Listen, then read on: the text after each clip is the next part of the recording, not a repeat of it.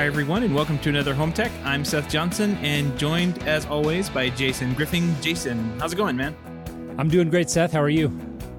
Pretty good. Had a good time at the InfoComm this last week in Orlando. Made Awesome. Made a long day out of it. You got to, yeah, I know it was a short trip for you, but that's great. So you had a good time out there. I know you got to meet up with a few of our loyal supporters. So I saw some pictures of that. Looks like you guys had a great time.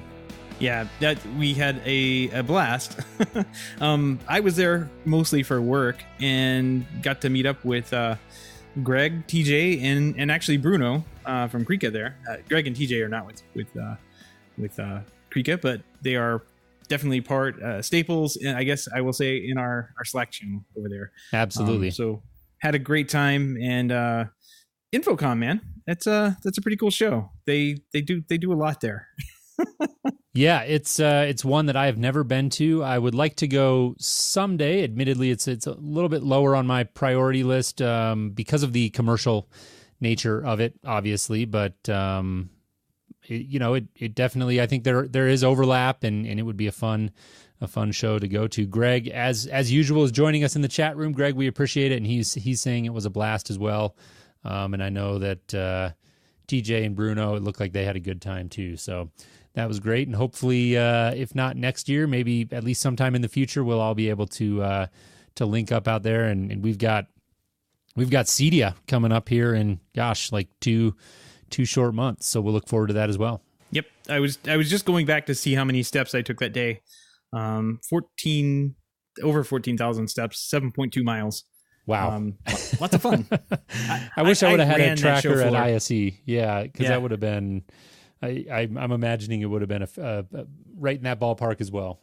It was a lot of fun. I definitely would recommend, if you haven't gone to InfoComm, and you do anything like light commercial or anything like that, go and see what like the crazy commercial and live sound gigs actually use, the equipment they use. I mean, there's all sorts of there was an entire section that was just filled with smoke, like those smoke machines and lights shooting up, like you were in the club. I walked into that at like 8 a.m. So it's a little disorienting. Were they serving beer?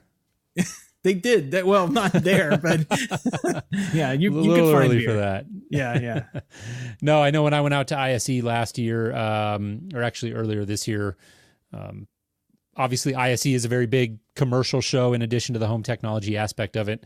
And it was really cool to see some of that stuff out there. And CEDIA is great, but very focused on home technology. So it's good to broaden your horizons a little bit. But let's jump in here. We've got a jam-packed show, actually a bunch of big stories that I really look forward to discussing with you, Seth. Before we do that, as always, we want to extend a big thank you to all of our patrons, our supporters of the show. If you are interested in learning how you can support our efforts here at the Home Tech Podcast, head on over to HomeTech.fm/support, and that's where you can learn about our Patreon program.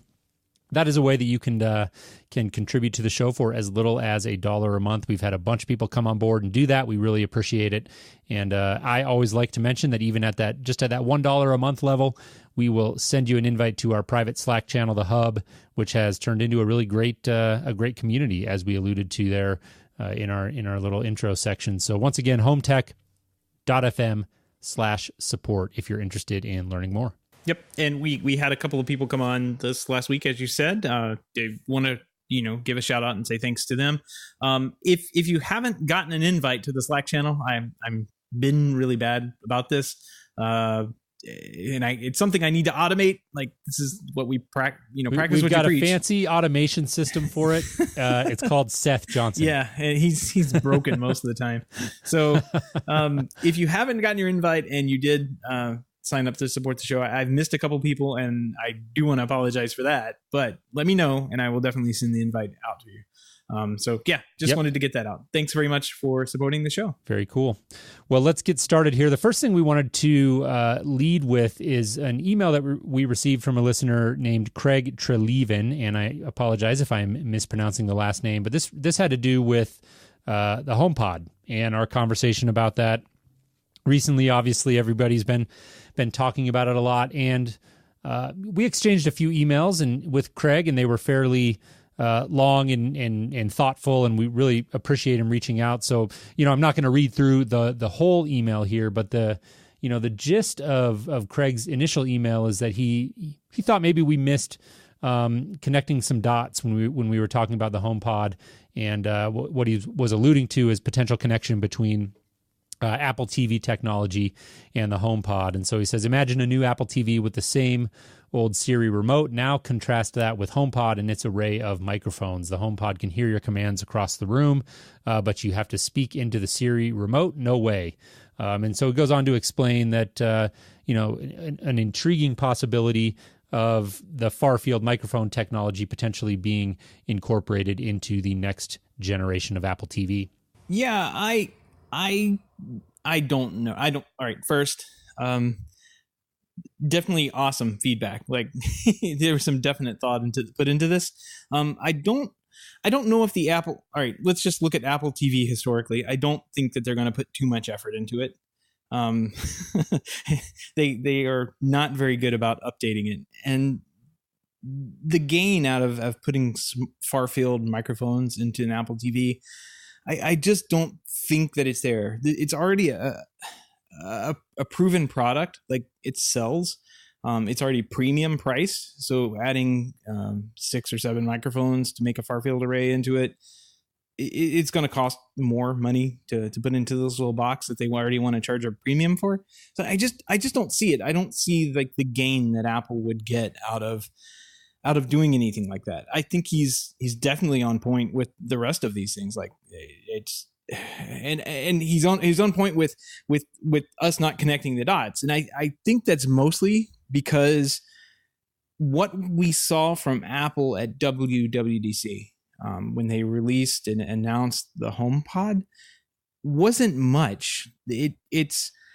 We got to see 2 main features out of it. We got to see, it has nice sound. They're doing this weird thing with microphones that are built into it that they needed to have for Siri anyway, to balance out the audio in the room in real time. Great, that's nice. Yep. But also it has Siri built into it, and she will be able to, listen to me, it will be able to control your home. So that's it. That's all we got. And I think that there is still a lot more. There still could be a lot more to this device than we know. Yeah. I don't think that the story is done and complete. We saw a developer preview on a device, and we didn't get any information on it. And the actual product will come out in December or later in this year for the holiday, and we'll actually get the keynote presentation on it at that point. And I think if this kind of stuff was possible, I think that we would have saw more in WWDC, with Siri hooks into like audio video, and we'd know more about that. We barely know what the Apple, what is it, AirPlay 2 can do, like how that operates with Siri. We barely even know how that works.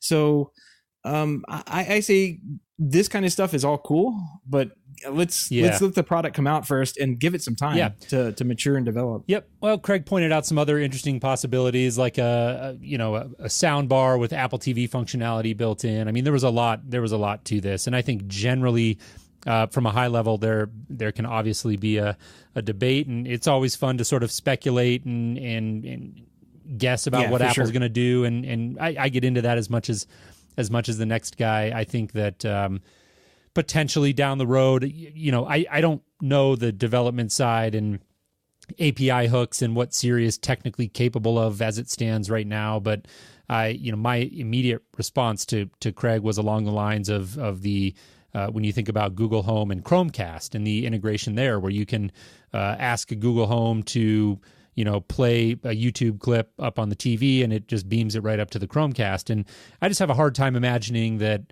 Apple won't eventually, I have no idea when, but that they won't eventually come out with some sort of similar integration where a HomePod is able to communicate directly to an Apple TV and beam media right up there or activate it on the unit. But I don't know. Well, time will tell.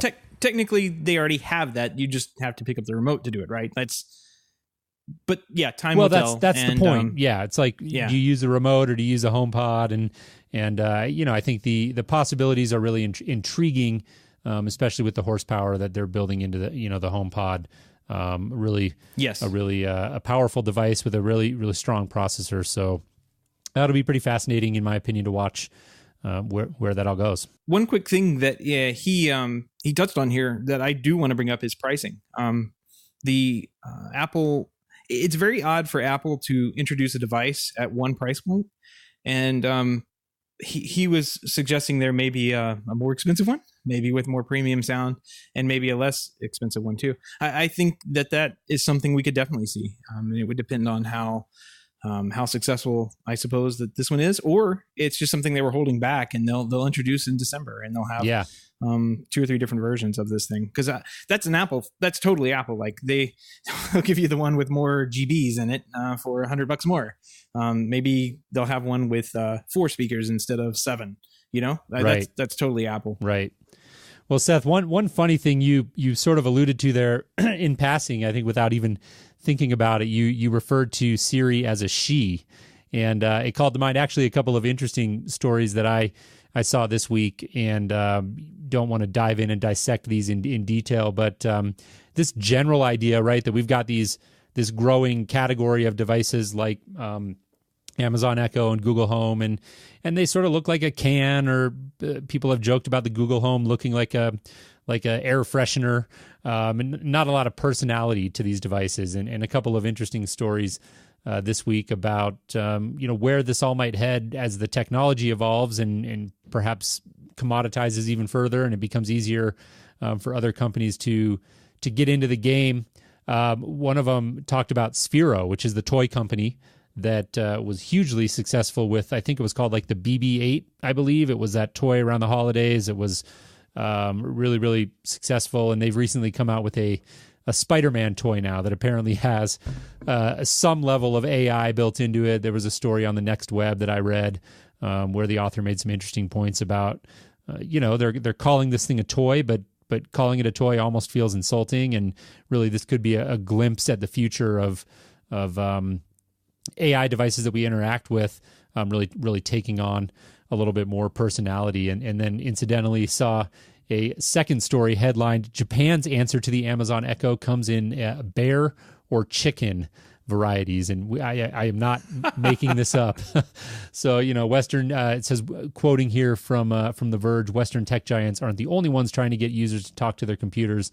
Japanese messaging giant Line is also getting involved. And earlier this year, they announced a couple of products that come in a bear or chicken variety, and we will definitely include a link to this in the show notes. And who knows, Seth, the image of these two devices may even make our cover art this week.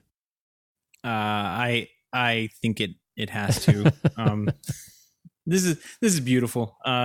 So yeah, I actually ran across this and showed it to my wife, and she was like, "That's great.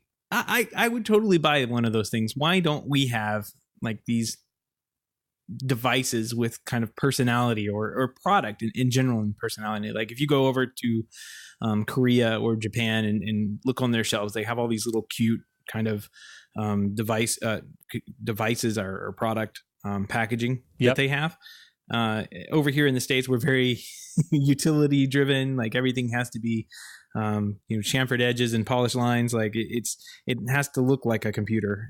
But these, man, I don't know, man. Which one would you get? Brown the bear or Sally the duck? I think I'd go with the duck personally. I guess it's a chicken. I could make it. Yeah, you're right. And I could make an argument for both, but I'm kind of drawn to the chicken. I guess it depends on your decor, but yeah, we've got sort of a rustic modern look we're aiming for, so maybe the bear would actually be better.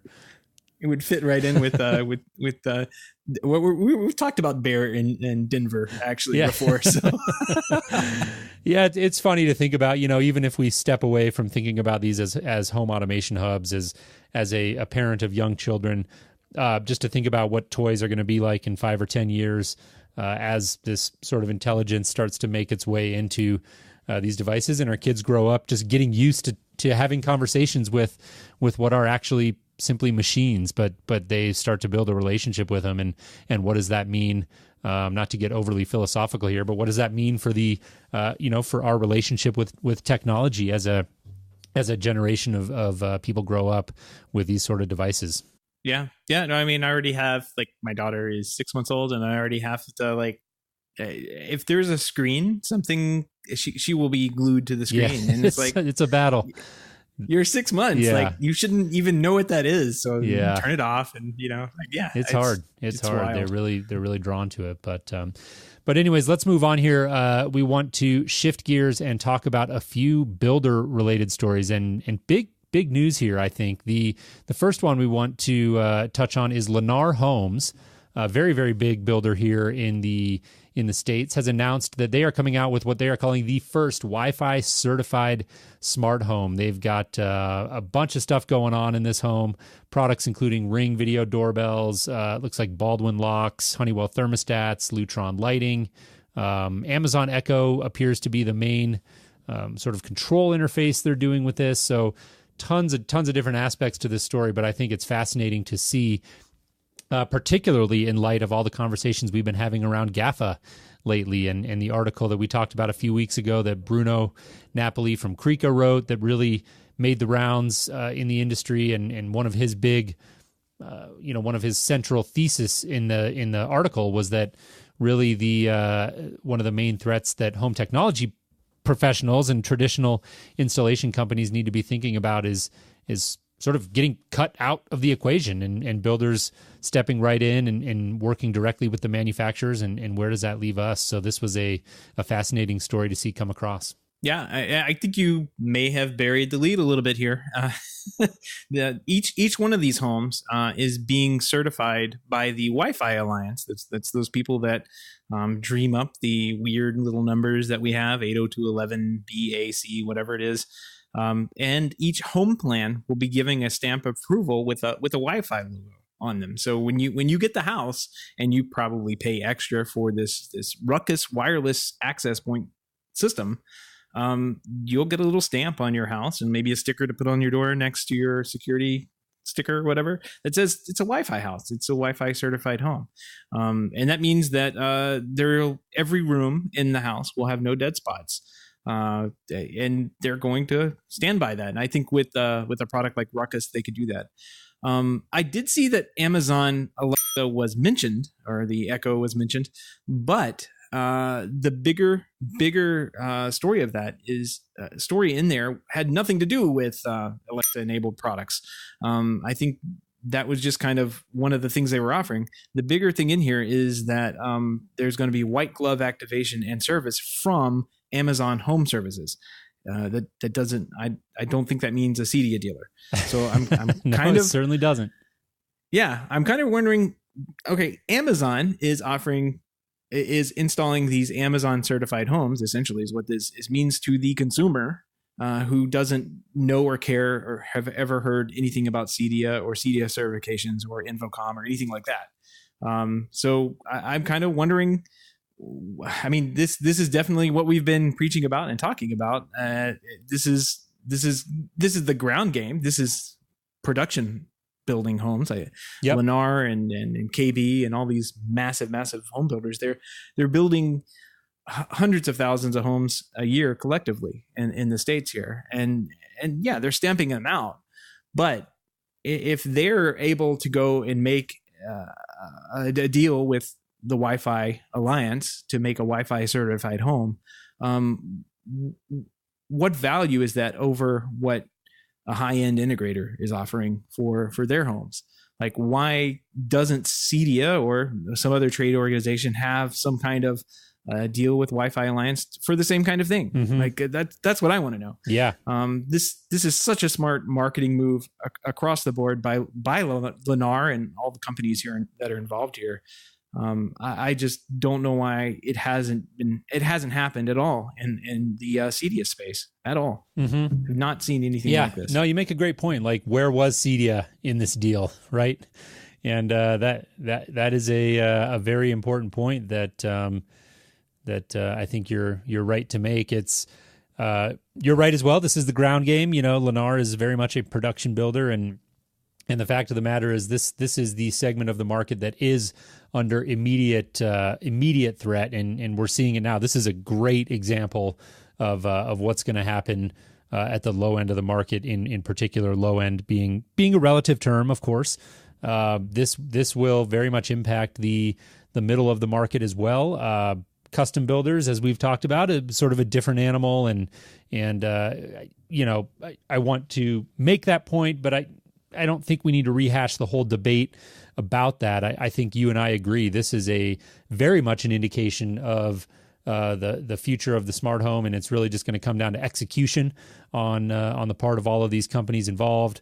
And my biggest question would be surrounding that white glove activation and service from Amazon Home Services, and just knowing the demands of even home buyers at that segment of the market, and how difficult it can be to keep people in the sandbox and just sort of deal with the onesie twosie sort of customization requests and things that come up as people are moving into their homes. And I know very little about how Amazon Home Services is positioned to deal with this, but this is a fascinating story, and I will definitely be intrigued to see how this pans out.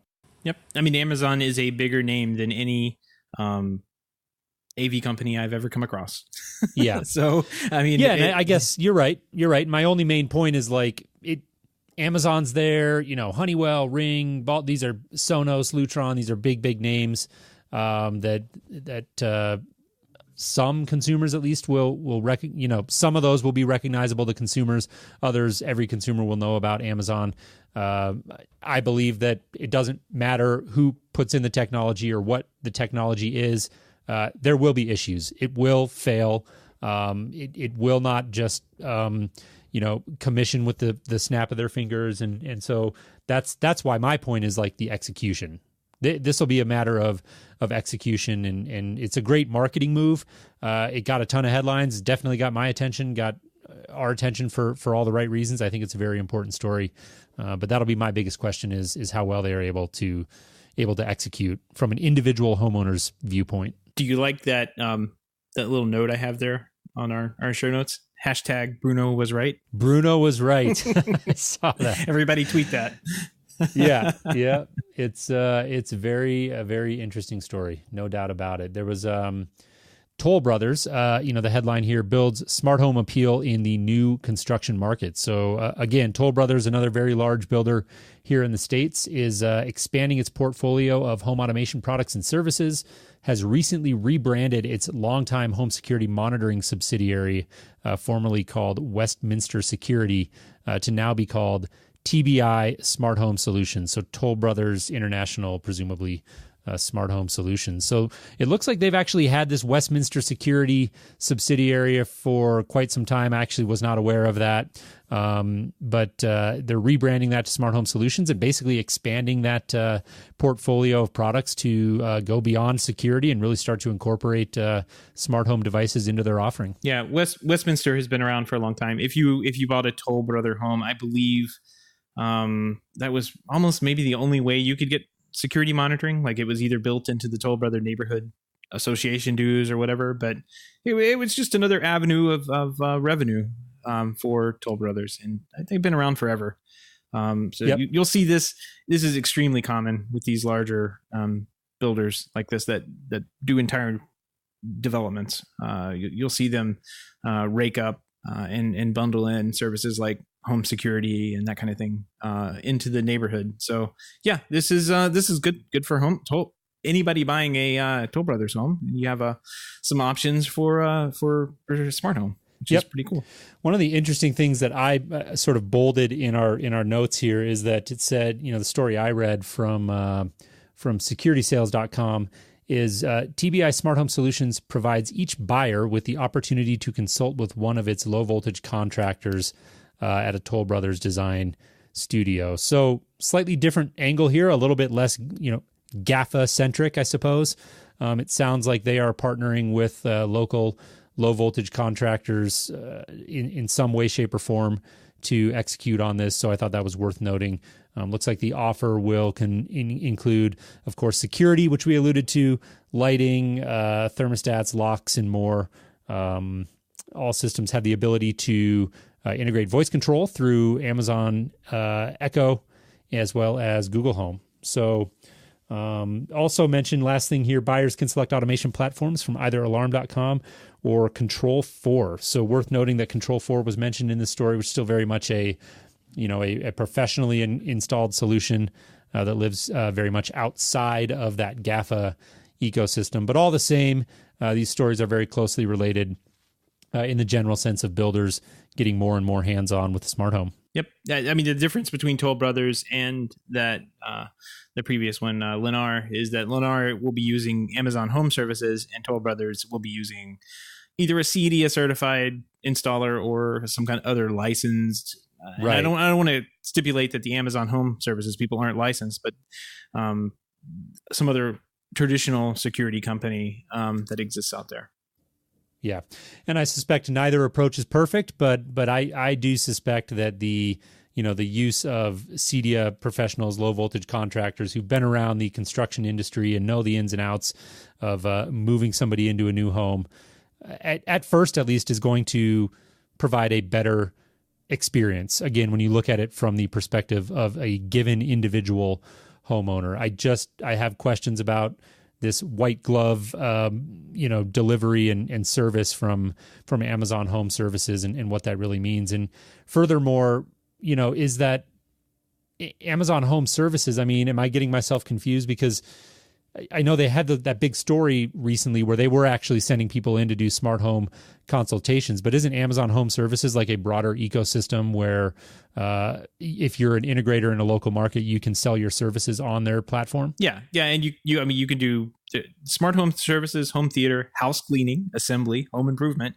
yard and outdoors, computer electronics, and some kind of other business and commercial. I'm not sure what that category is about, but there's tons of things that you can do if you just need lots of layers to that. Yeah. Yep. One other story here I want to jump into that's related a little bit less directly to these past two that we talked about, but a smart home startup named Curio, which I had not heard of before, has a new hub. Seth? There we go. Now I can carry on.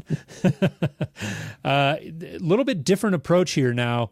At its core, it's a smart home hub that's designed to bridge different technologies into a unified app, and we all understand what that is. They are taking a different approach. This hub is designed to be wired into a house during construction or renovation, focusing on core systems such as heat, water, electrical, and central air.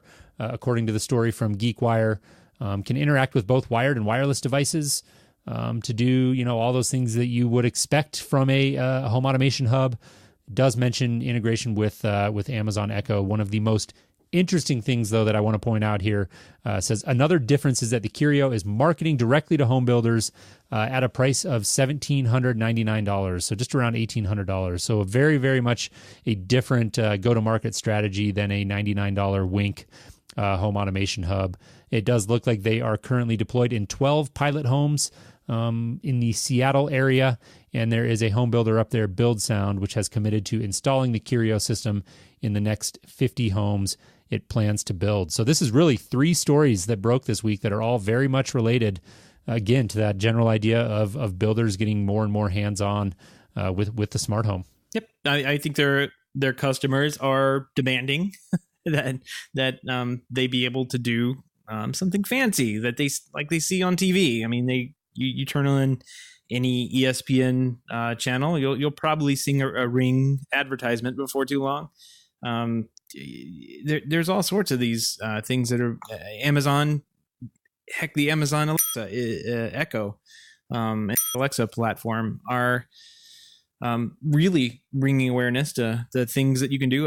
When I got to go see a movie the other day. Got a babysitter. Yeah. Congratulations. Yeah, Wonder Woman. And there was some really funny Amazon advertisements during the little pre-roll thing. So, I mean, these companies are hitting those mass markets. And I mean, you're going to have customers that we know this. You have customers that demand home automation. I mean, that's why they come to you, right? But they also go to their builder, and when they build a home, they say, "I want to have a smart home," or something to that effect. And the builders are going to make that happen, or they're going to lose business, and that's the long and short of it. Yeah, absolutely. Well, let's move on here to our next story. Ring, a name we all know very well, has announced its second generation of their smart doorbell product. This is very similar in form factor to the first generation Ring doorbell. Couple of upgrades on this thing. It's 1080p instead of 720. It does have a looks like I believe an optional battery pack. I'm not sure if that's included in the price, but that's essentially for people who maybe want to place this thing in a location that doesn't have an existing doorbell wire, or they can't retrofit one in there. It will ship with multiple faceplates. So that was a move that we saw Ring make when they announced their Pro model, which is different from the one we're talking about now.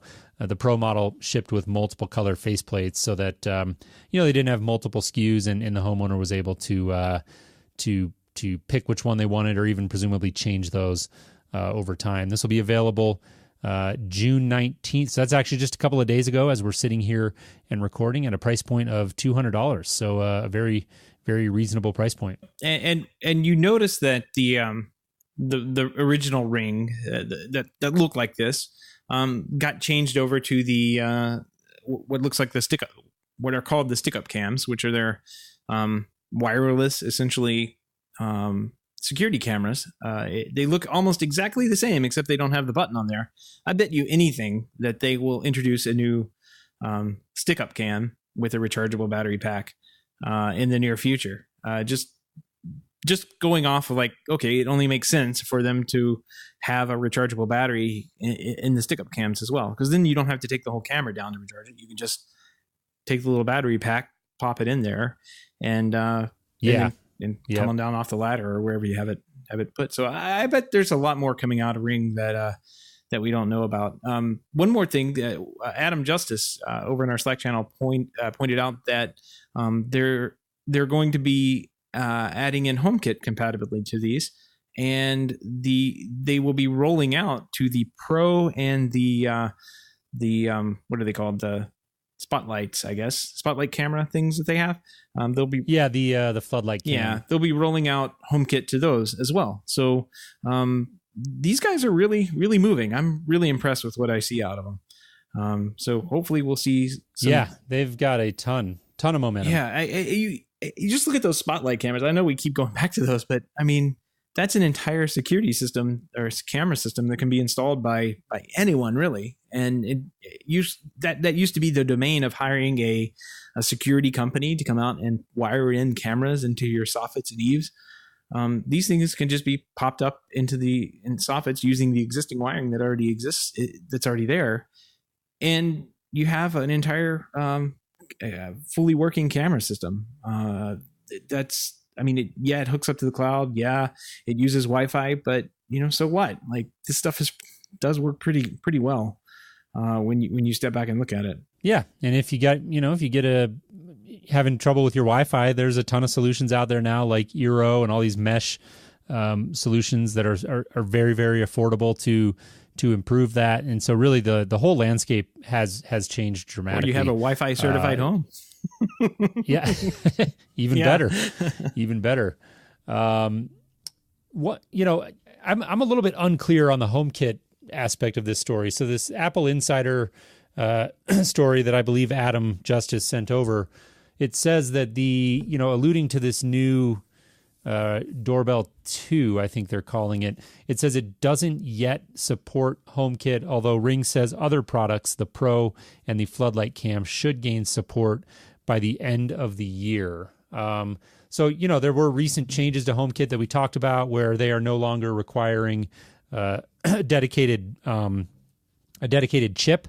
So they can, manufacturers can go through that software authentication process, which really opens up a lot of possibilities for existing products. So I'm not totally clear on, if this second generation Ring is going to come out of the gate. It doesn't sound like it is. I mean, it like I said, it started shipping or I believe went up for sale 2 days ago, and so they're probably working hard. But I don't know. Am I reading that incorrectly? No, I don't think you are. I probably read it incorrectly, but I'm looking on their website right now, and there's no it works with HomeKit logo on there. So I'm going to guess that they are hoping that a firmware update can bring in HomeKit, since there were those changes that were made and said you can do software based authentication. We'll have to see. I would if that's like what you're dead set on having, I wouldn't go out and buy this product now. Wait and see. Don't ever buy a promise. They just never come. So I would definitely wait and see what they can do. If they come out and announce HomeKit towards the end of the year, perfect. That'll be awesome. Well, that the HomeKit story, their changes in the authentication process and how they're handling the the MFI program and all of that is significant. I know this is pure speculation and just want to point that out, but a story on 9 to 5 Mac this week even talked about Nest considering HomeKit, at least in part because of these new sort of loosened authentication requirements. And so you got to imagine that any company like Ring is working very hard to take full advantage of those new loosened requirements, and really for them it's all upside now if they can get HomeKit compatibility baked into an existing product ecosystem that's already developed, and the all of the logistics and everything is worked out, and they're shipping the product, and they're able to just get a firmware update put out there that'll open up that possibility.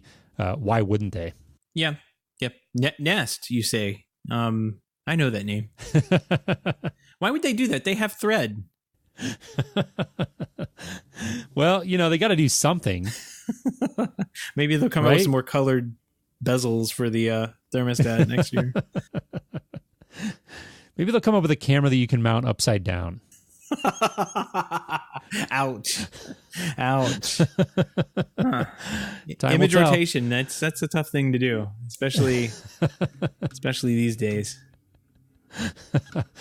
Anyways, let's jump on to the next story. Vivint, 800-pound gorilla in the home technology channel, has recently announced a smart home platform for rental properties. So these were Vivint was the number one company on CE Pro's 2017 list. I don't remember what their revenue number was, but it was a staggering amount. They are really, really, say what you will. I know they've had a track record of some pushy sales tactics, and they've kind of gotten a PR black eye for some of that in the past. But these guys are absolutely crushing it from a revenue standpoint, and this appears to be a very smart move from them. So this is a platform designed for rental properties. Property developers, managers, they'll be able to select from professionally installed smart home options for their units. These will include smart locks, lights, doorbell cameras, indoor cameras, and thermostats. So a number of options there, all of the ones that you would expect from a company like Vivint. $758 million. Yeah, lots of money. When you compare it, to what other companies on that list are doing, it is a huge amount. Not even close. I mean, it's more than Best Buy, more than ADT. The first larger Cedia type company that we would identify with, I guess. Let me put it that way. Is a kind of it's called Just One Touch Audio Video Center, which is obviously a retail outlet out in California. So and what do they do? Just for you have the number in front of you? 34 million. Yeah. So there you go. It's head and shoulders above everything else on the list, and that a lot of that is reoccurring revenue and things that they built up, but they have done that over a long period of time and played the long game with security, and that's what you get out of it is a whole lot of money. Yeah, and honestly, we probably could have moved this story up a little bit earlier in the show here and tied it in off the back of our 3 builder stories, because if you think about it, really, with rental properties, this is they're going to be working presumably very closely, like it alludes to here, with developers and and property management companies, and I when you look at a company like Vivint, it doesn't necessarily have an impact on the integrators in that specific sense, meaning the fact that they're going to work directly with builders. Not as big of a story because Vivint is they're a closed system anyways. They're not like a manufacturer that works through integration partners. They do it all. They are end to end anyways. So it's not like they're making a big shift there, but still interesting. The rental market is one that we've talked about on a number of occasions, and I think one that's poised for a lot of growth. We had Sean Miller on from Point Central not too long ago. They're a subsidiary of Alarm.com that's really focused on the rental market, and I know there are a number of other solutions out there that are really looking at that vertical and trying to figure out how they can gain some market share there. I think it's an area that's poised for a lot of potential growth. Yeah, I think if you're seeing Vivint look at it, you're seeing Alarm.com obviously look at it. It seems underserved, and there's probably very specific tools that are used in that market, and very specific ways business is done. But if you're an integrator and you're looking to expand your offering, maybe that's actually a pretty good place to go, because it's not full on commercial. It's not full on.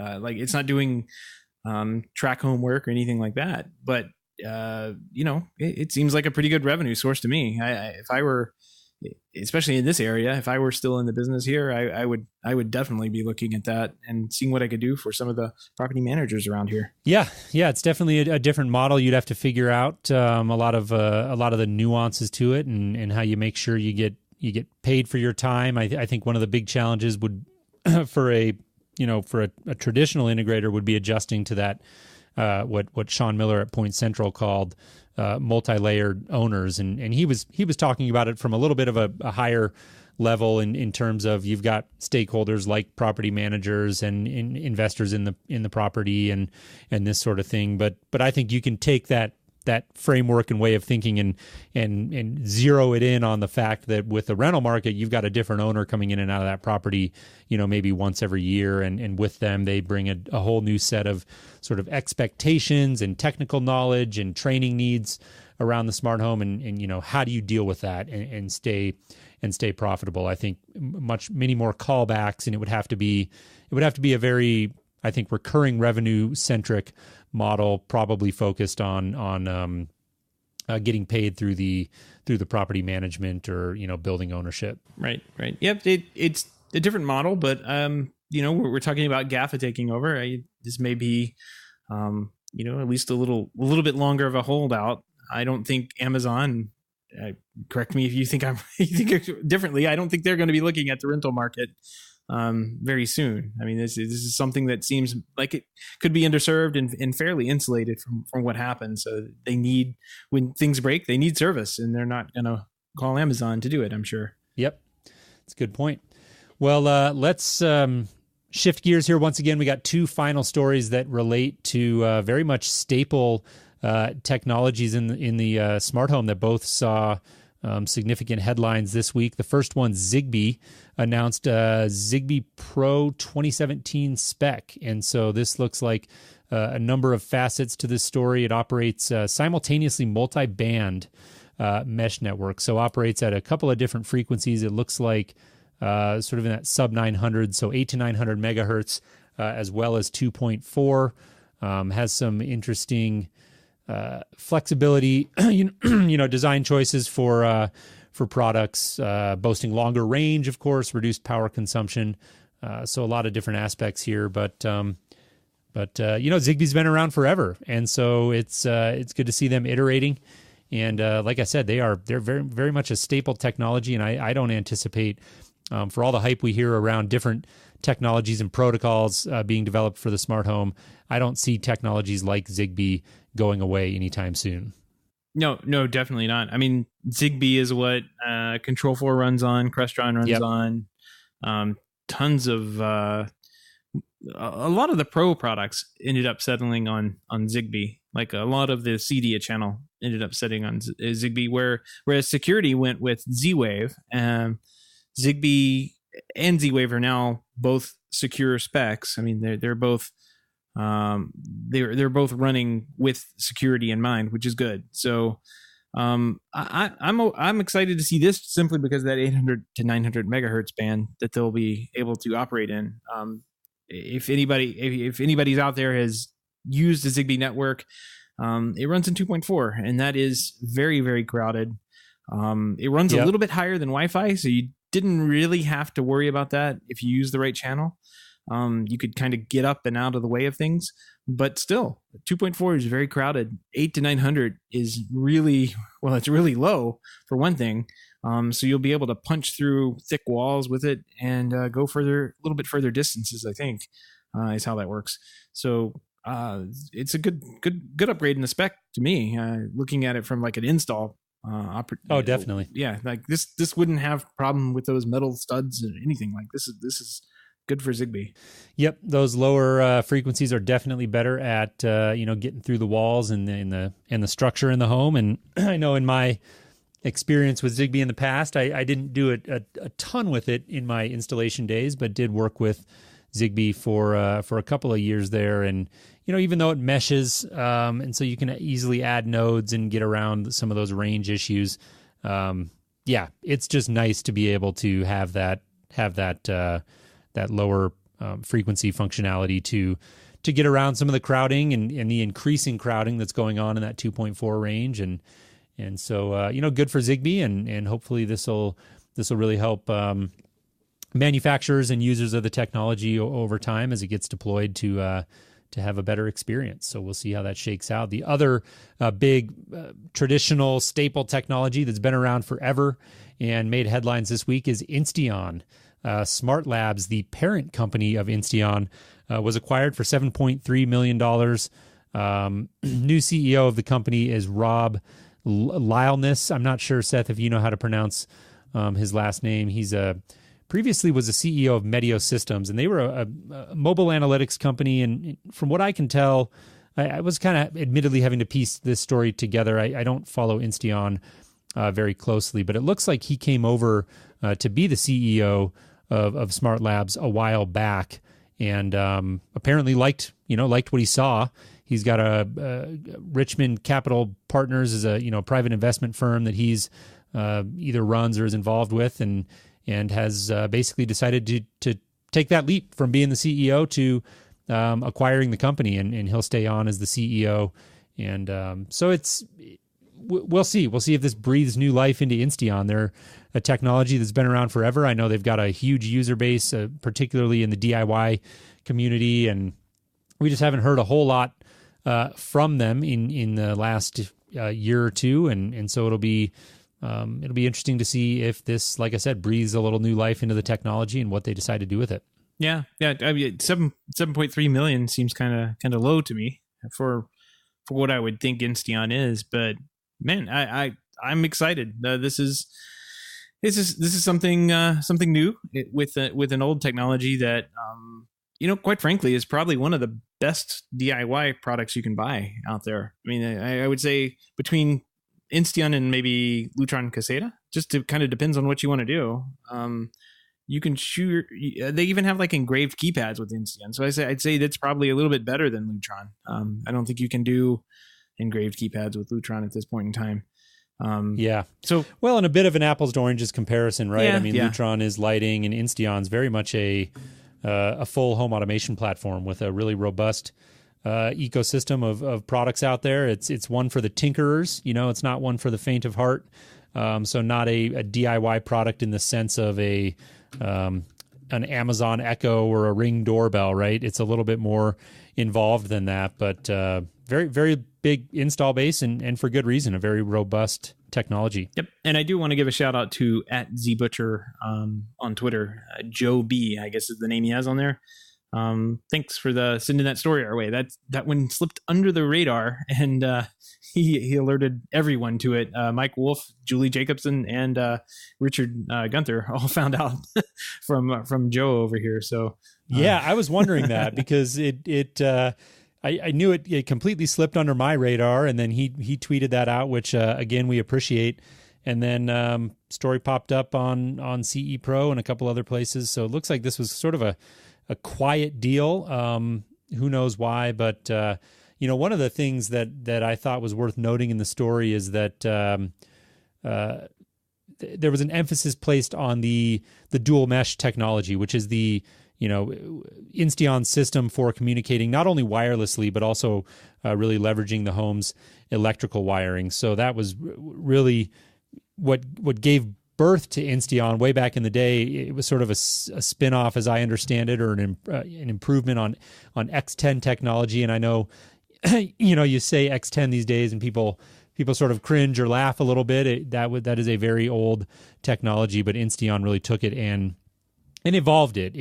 Powerline has stayed around, and X10 was really just the very, very beginnings of that technology. Well, apparently, one of the reasons that this company was bought and invested in is a belief that Powerline technology will play an important role. So that is interesting to me, because in a world where everybody's talking about wireless and we're all sort of moving in that direction, somebody's making a bet here on that Powerline technology and the potential importance of it moving forward, and it'll remain to be seen, if they're proven right. Yeah. I mean, from a technical standpoint, it's a really smart technology, Insteon uses. I think the biggest thing holding them back is that I think they're one of these that is like, there's only one place you can buy the Insteon chip or the Insteon product, and that's Insteon. Like, I think that you can't. I think it's like Z-Wave used to be. Like, you couldn't go to more than one manufacturer. I could be wrong on that, but I think you might be right. It'd really be nice to see Insteon protocol type device integrated into more things. And I'm not sure if that's what's holding them back, but it sure seems like it, because we've seen both Zigbee and Z-Wave take off once they got rid of that requirement. Yeah. I think you're right, and I know we've got some hardcore Insteon fans who will remain nameless, who listen to the show, who I'm sure will let you know if you were wrong about that. We're not gonna say anything, but their initials are Richard Gunther. Anyways, all right. Well, that concludes our show here for this week. Once again, want to extend a big thank you to everybody for tuning in, but especially to our patrons, our supporters of the show. Once again, if you are interested in learning more about that, HomeTech.fm/support. That's HomeTech.fm/support. If you are interested in potentially becoming a patron of the show, and also want to mention we are on Twitter at HomeTech Podcast, and want to periodically remind people to send us their stories or feedback, comments, suggestions. We love it all. So connect with us over there at HomeTech Podcast. Well, Jason, I guess that wraps up the show this week. I'll talk to you next week. All right. Sounds good. Thanks, Seth.